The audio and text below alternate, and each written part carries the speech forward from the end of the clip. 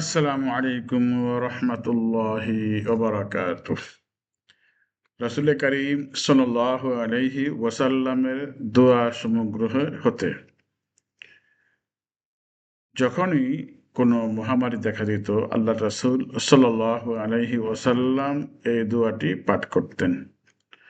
আল্লাহুম্মা ইন্নী আউযু বিকা মিনাল বারাসি ওয়াল জুনুনি ওয়াল জুযাম ওয়া মিন সাইয়্যিল আসকাম। আবার বলছি, اللهم إني أعوذ بك من البرص والجنون والجذام ومن سيء الأسقام।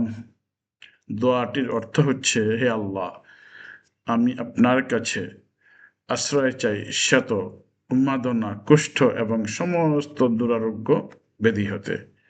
হাদিসটি বর্ণনা করেছেন ইমাম আবু দাউদ, হাদিস নম্বর 1554।